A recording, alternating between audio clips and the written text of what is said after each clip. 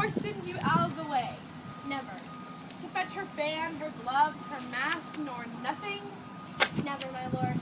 That's strange. I durst, my lord, to wager she is honest. Lay down my soul at stake. If you think other, remove your thought. If it doth abuse your bosom, if any wretch have put this in your head, let heaven requite it with the serpent's curse. For if she be not honest, chaste, and true, there is no man happy, the purest of their wives is foul as slander. Bid her come hither. Go.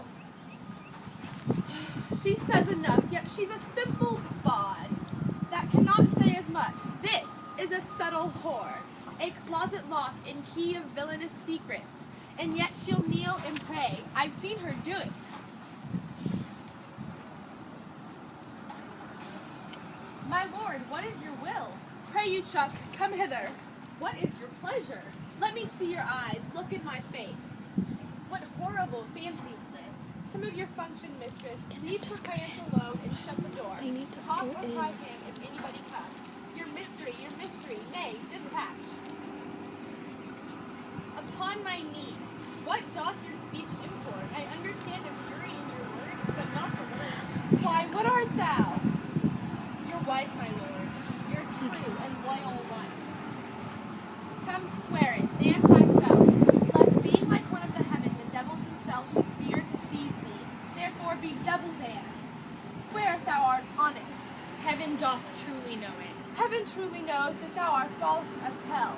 To whom, my lord? With whom? How am I false? Ah, Desdemone, away, away, away. Alas, the heavy day, why do you weep? Am I the motive of these tears, my lord? If haply you, my father, do suspect an instrument of this, your calling back, lay not your blame on me.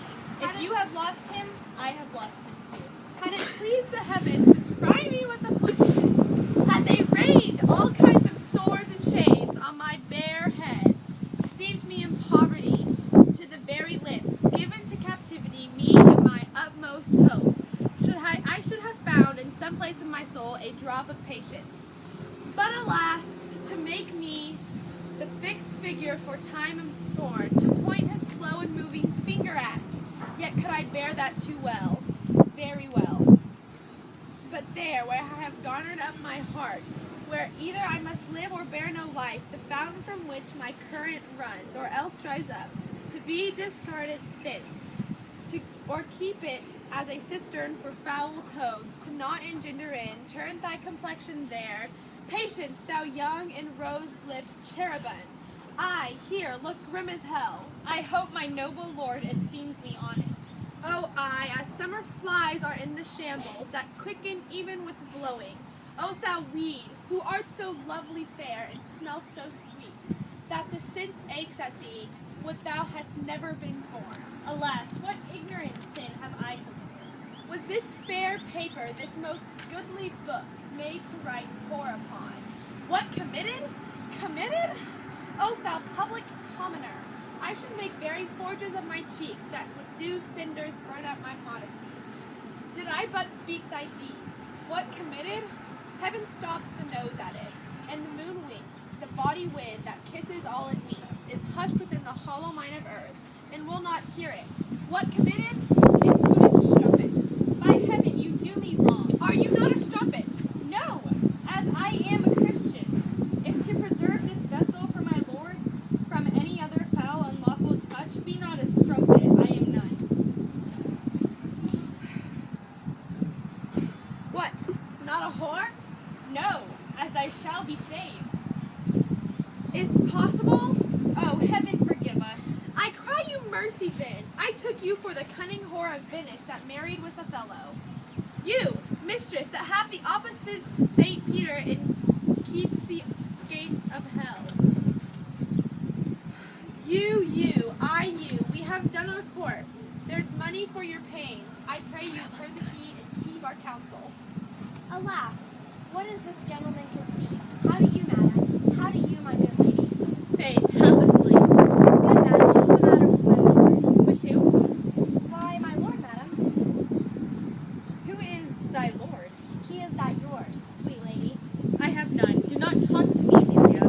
I cannot weep nor answer to none. But what should be my word? Pry thee tonight, lay on my bed my wedding sheets, remember, and call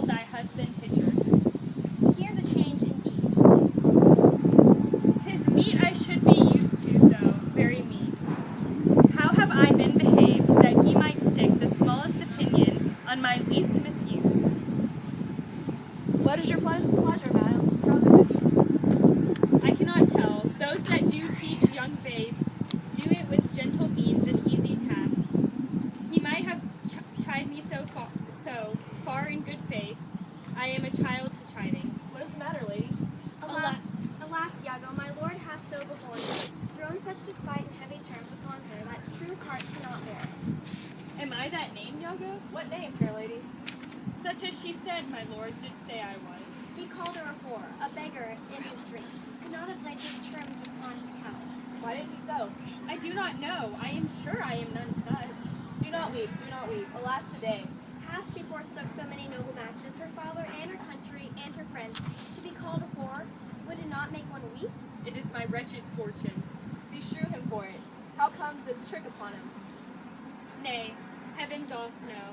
I will be hanged to some eternal villain, some busy and insinuating rogue, some cogging and cozying slave to get some office.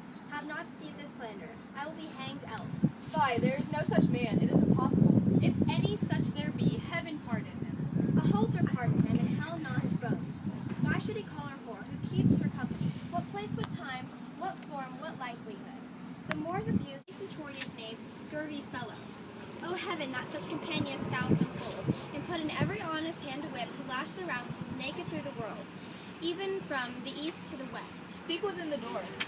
O fie upon him, some such squire he was, that turned your wit to the seamy side without, and made you to suspect me with the moor. You are a fool. Go to. Alas, Iago, what shall I do to win my lord again?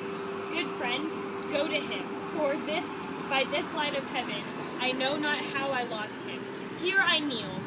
If ever my will did trespass against his love, either in discourse of thought or actual deed, or that mine eyes, mine ears, or any sense delighted them in any form, or that I do not yet, and ever did, and ever will love him dearly, comfort, forswear me. Unkindness may do much, and his unkindness may defeat my life, but never taint my love. I cannot say whore. It does abhor me, now I speak the word, to do the act that might the addition earn. Not the world's mass of vanity could make me. I pray you, be content. 'Tis but his humor. The business of the state does him offense, and he does chide with you. If it were no other. It is but so, I warrant. Hark how these instruments summon to supper. The messengers of Venice stay the meat. Go in, and weep not. All things shall be well. How now, Rodrigo? I do not find that thou dealst justly with me. What in the contrary? Every day thou dost me with some advice. Iago, and rather as it seems to me now, keeps from the all conveniency that supplies me with the least advantage of hope.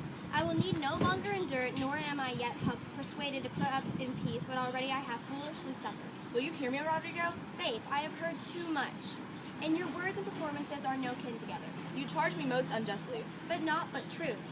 I have wasted myself out of my means. The jewels you have from me to deliver to Desdemona would half corrupted a votarist.